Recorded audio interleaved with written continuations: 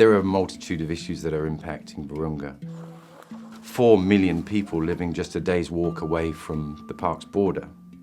And those people have nothing but nature to rely on. So that obviously puts an enormous amount of pressure on the park and its principles of protecting the natural resources. In addition to that, you've got somewhere in the region of 5,000 to 8,000 armed militia that are vying for control of the natural resources. We looked at the story from two sides. You know, we, as the team from Explorer, we thought that it was imperative that we gained unique access to an element of the story that hadn't been told before. Working with the park rangers, Emmanuel Demerode and his team, these are people that on a daily basis face bullets.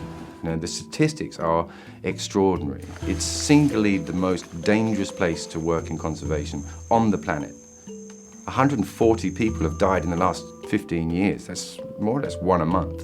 So these are the bravest souls out there. So that was one side. And then flipping to the other, the Mai, they're a particularly tricky group to deal with because they're mostly comprised of young kids from 11 through to 21 years old. And these kids are born of trauma. They've witnessed the horrific, systematic pillaging of their villages. And they've banded together for a multitude of reasons, but one is revenge, power, banded under the gun, some form of camaraderie, some form of family, and the cocktail of adolescence, AK-47s and alcohol is never going to be an easy one. So being with them was fairly challenging.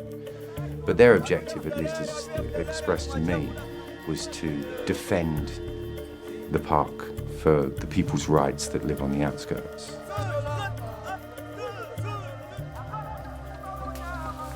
I think one of the really important messages of our film is that there's a really complex set of historical factors that have forged the day-to-day reality of this area.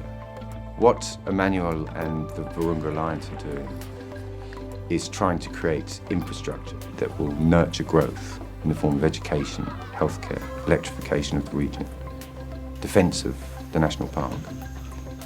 And I think that's a really, really, really positive message.